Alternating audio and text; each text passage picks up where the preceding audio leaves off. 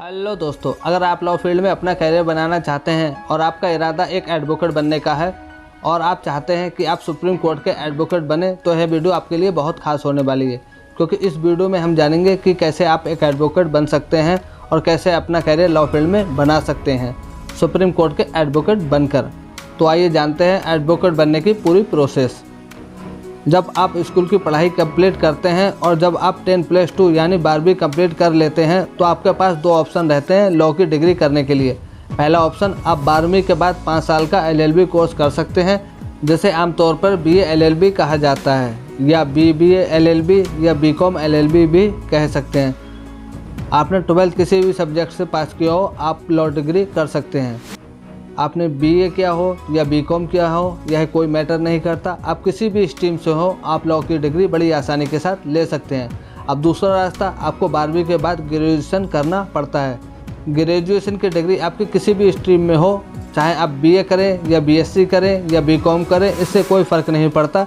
यानी जब आप ग्रेजुएशन कंप्लीट कर लेते हैं, यानी स्नातक की डिग्री ले लेते हैं, उसके बाद आपको 3 साल तक कानून की पढ़ाई करनी पड़ती है, जिसको LLB कोर्स कहा जाता है। और LLB की डिग्री लेने के लिए आपको लॉ कॉलेज में एडमिशन लेना होगा। और जब आप उस कॉलेज में एडमिशन लेने जाओगे तो एक एंट्रेंस एग्ज़ाम भी देना होगा। आप चाहे किसी भी लॉ कॉलेज में एडमिशन लेने जाओगे, वहाँ पर आपको एंट्रेंस एग्ज़ाम देना पड़ेगा। दोस्तों, अगर आपको नहीं पता है एंट्रेंस एग्ज़ाम के बारे में, एंट्रेंस एग्ज़ाम क्या होता है और यह क्यों कराए जाते हैं, तो उस टॉपिक पर हमने एक वीडियो बनाया है।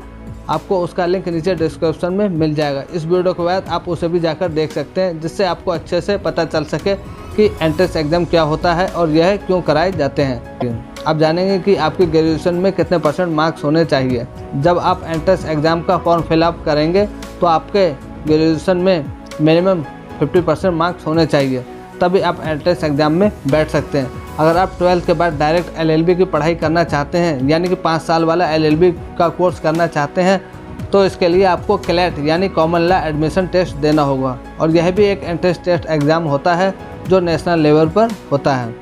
और अगर आप इसे क्वालिफाई कर लेते हैं तो आपको इंडिया के टॉप लॉ यूनिवर्सिटीज़ में एडमिशन मिल जाएगा। और ऐसी 19 यूनिवर्सिटी हैं जो हर साल CLAT का एंट्रेंस एग्ज़ाम कराते हैं। और CLAT का फॉर्म भरने के लिए आपका 12 में मिनिमम 45% होना चाहिए। और जब आप LLB कर लेते हैं तो आपको BCI यानी बार काउंसिल ऑफ इंडिया में एनरोलमेंट कराना पड़ता है।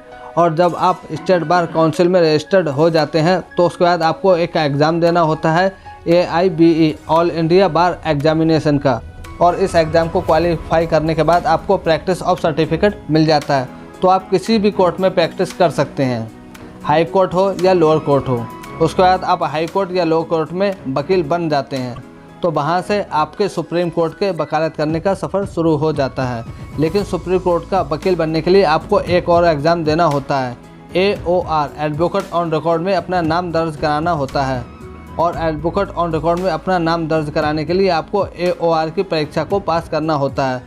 और आप AOR की परीक्षा में अप्लाई तब कर सकते हैं जब आपने कम से कम 5 साल लोअर या हाई कोर्ट में वकालत की हो। और साथ ही साथ जब आप अप्लाई कर रहे हो तो आप वकालत भी कर रहे हो इन प्रेजेंट। और ऐसा इसलिए किया जाता है ताकि सुप्रीम कोर्ट के परिसर में जो भी वकील आए वह अच्छे अनुभव एक्सपीरियंस वाले हों। इस परीक्षा को देने के लिए आपके पास 5 साल का वकालत का एक्सपीरियंस, साथ ही साथ सुप्रीम कोर्ट के किसी बड़े वकील के अंडर में प्रैक्टिस की हो कम से कम 1 साल तक। और यह ध्यान रखना है कि आप जिस भी सुप्रीम कोर्ट के वकील के अंडर प्रैक्टिस कर रहे हैं वह पिछले 5 साल से एडवोकेट ऑन रिकॉर्ड होना चाहिए। और AOR की परीक्षा पास करने के बाद आपको सर्वोच्च न्यायालय से अपना एक ऑफिस पंजीकृत कराना होता है। और उसके बाद आपको एक रजिस्टर्ड क्लर्क रखना होता है। और जब आप इतना कर लेते हैं तो आप सुप्रीम कोर्ट में अपने क्लाइंट का केस मुकदमा ले सकते हैं, अपने क्लाइंट की तरफ से बोल सकते हैं, वकालत कर सकते हैं।